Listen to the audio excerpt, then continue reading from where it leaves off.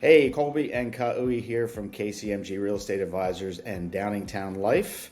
And today we are with the fine folks from Arbor-Craft, Matt and Taylor Guarneri. Thanks for being with us today, Thanks for guys. being with us, guys. Thank you. Thanks for having us. This is so fun. Yeah, so you are a full-service arborist company, is my understanding. So tell us a little bit about how you got into the business and how long your company has been around. So we have been in business since 2017, really with a goal that, we didn't have words for in 2017, but to really bring Chester County educational and sustainable tree care. Matt, if you want to talk about kind of how that was born. Yeah, so I grew up outdoors, and was very active, and then after college decided to spend a little time climbing trees for another company. Through that experience, I learned that I was also very ethically motivated in the fact that I didn't like companies kind of telling people what to do. I'd rather use the knowledge that we have as arborists and explain, trees and explain concepts to people. What are some basic tips and things that people need to watch out for? Yeah, so whenever we meet with new clients, we always prioritize safety and then health and then aesthetics, right? A goal of ours is to simply understand our clients and understand who they are and how they use their properties. I would say another often misconception I find, and I mean, you guys see it in Downingtown Life on the Facebook page. People will say, I have dead trees, who's a tree removal company that I can use? And that's a great question to ask. But I think the misconception for a lot of people is that you call the tree removal company at the end of your tree's life.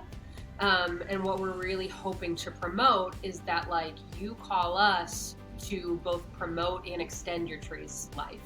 If you really want to have your trees well maintained and well cared for, call us when your tree's 2 years old, 5 years old. Can we make sure that things were planted properly, that the roots aren't going to strangle themselves? So yeah, there's a lot that goes into, what we are able to offer even before the removal is due. That's a really great point. So it's not just about when you see a problem, it's about kind of the going to the doctor for the regular checkup kind of thing for your tree. Yeah. Taking it, correct? Yeah, we generally meet with most of our clients every year, and those meetings allow us to be proactive like that. And so when we show up on clients' properties, we're able to do a walk around and spend, roughly an hour with them.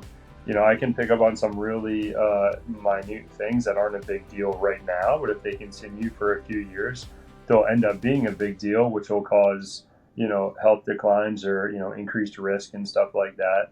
Where sometimes it's as little as hey, the downspout is running this way and it's a new downspout from the gutter, and that's going to put too much water at the base of this tree, which is going to cause to root rot or fungal decay. And now we have a tree really close to the house that has the failure potential right next to your house, right? And so that's not a multiple $1,000 fix. That's hey, let's buy a $10 gutter extension and get that water past the tree. What are the services that you guys offer? Let's just back up and kind of list down some of the services you offer and what somebody would call you for. We say that our specialty is proactive maintenance and pruning. I would say that, we really do well in lessening the load and, making it so you don't have big risk either if an ice storm hits or a snowstorm hits.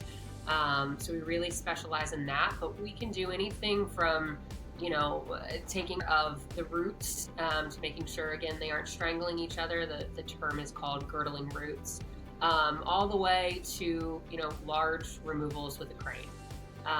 So, sometimes you hear landscaping and tree. We don't do any landscaping. We are solely focused on trees in the area. So, and what areas are you focused on? What's kind of your general service area? So we like to say we operate within a 45-minute radius of Chester Springs. Would someone call you to just come and check it out? Like Matt was saying, he might catch some small little detail or nuance that maybe wasn't even a focus of the person who called, but really should be taken care of for long-term tree health. people have often called and they're like, hey, I got, a dead limb that needs to be removed or a dead tree. And Matt's like, well, let's talk further. Let's, we do consultations. So why don't you kind of walk through a consultation? Yeah. So the way that our business is set up is that we don't do free estimates for the simple fact that companies that are doing free estimates, right? If you haven't figured out at this point in your life that nothing's free, and that it's a free estimate because they're there to sell you things, right? And they're going to make their money by selling products to you or services to you. And unfortunately, not all of those may be needed. We have consultation fees for our client, where most of our clients were there for at least an hour. Some of those conversations, will stretch up to 2 hours, depending on how many questions they have or how large their property is or how in detail we want to get. But what that allows is us to be there and for you to have our full attention and for us to talk through, all of these potentially minute things that will lead into larger issues in the future. That allows me to give suggestions and recommendations that I don't really need to make money on, right? Is that a lot of times our clients are like, hey, 2 other tree companies said we need to remove this tree because they are afraid of, either the homeowner's afraid of it or the other tree company that is trying to make a sale is pitching it as something they need to be afraid of. And I show up and say, hey, yeah, correct. Like, we have some overextended limbs on the house side, or we have, a defect here that we want to reduce the load on. But all that we really need to do is do some reduction pruning, right? So there's a saying is that we don't need to unload the camel. We just need to take the straw off that would break the camel's back, right? So in that situation, when you find and you start actually asking people and building a relationship and treating them like, human beings that have a life and, other expenses and a whole property to care for, you start to realize that, like, people don't actually dislike the tree. They're just afraid of these certain things, and a lot of companies will capitalize on those fears. Our joy to kind of come alongside people and say, hey, we're going to use science and a little bit of math, and we're going to understand the tree, we're going to reduce the risk on it, and we're going to get to keep it while having way less load, way less stress on the tree. And it's going to get us through some really big storms now that we've made it a little bit more stout, right? And realistically, that service generally costs less than these full removal things, and you get to keep your tree, right? And so that's work that we take a lot of pride in, and we see happens on almost every client's property. The goal is to educate people, right, and say, hey, let's do diet and exercise ahead of time and be proactive so we aren't even susceptible to these negative possible impacts. So we're going to change gears here just a little bit. Tell us a little bit about you guys. You guys are clearly a husband and wife couple starting this business. Tell us about your family and where you live and kind of what connects you to everybody here in Downingtown. We are just off of Route 100 up between Chester Springs and Pottstown. We have always been in the southeastern PA realm. We went to school at Eastern University. And then got married in 2019, but moved to northern Chester County in 2021. So we love just the different areas here. We love being a part of our local community. We have a almost 2-year-old now, and all of his Arbor-Craft merch that people see out. He's easily recognizable. But probably the star of the show that people know the most, because we're always posting him, is our chocolate lab Moose. And I made a joke on our Instagram a couple weeks back that it's never fun to have to deal with complaints in the industry, but we have to take them and listen to our clients and get their feedback on what we can do better. And so the biggest complaint that we get is that Moose wasn't on my job site today. And so obviously we are learning and growing as a company with like legitimate complaints, but the number one complaint is, why wasn't Moose there? well, is he going to be there, Yeah. when you do the stump grind? Or is he going to be there if today was the consultation? I need him there on the job site. And so people are passionate about this 95-pound truck dog mascot that we have. Well, he is adorable. He is the best. Yeah. Well, you got a little farm going on over there. I don't know what's happening over there. I think I want to be you when I grow up. Colby won't let me have any more animals. So Matt, I think it started probably exactly a year ago, maybe a little longer, that he was begging for horses. And I kept saying no, no. Oh, yes. Then he came up with a plan to use them, and I had to kind of a little bit. So I don't know, Matt, if you want to open that can of worms, but Queenie and Polly are currently outside basking in a glorious 65-degree day. So the Queenie and Polly, they're the horses that you had mentioned that you actually provide a service with, correct?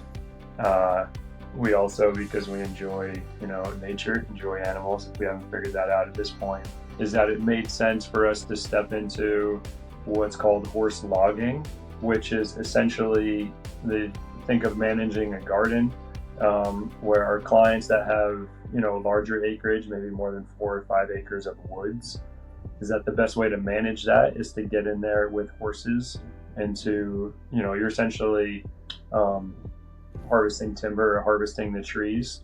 But using the garden analogy, if you grow a tomato plant and the tomatoes are ripe and you don't pick them while they're ripe, they eventually will just rot, and then you've wasted the resource. And so the best way to manage woodland is to actually get in there and selectively harvest them. And then the best way that that's done is with horses, because if you use machines, then you end up causing soil erosion and root zone impacts, and you end up declining the health of the forest, not helping it. So having the horses allows us to get in there and get out these heavy logs.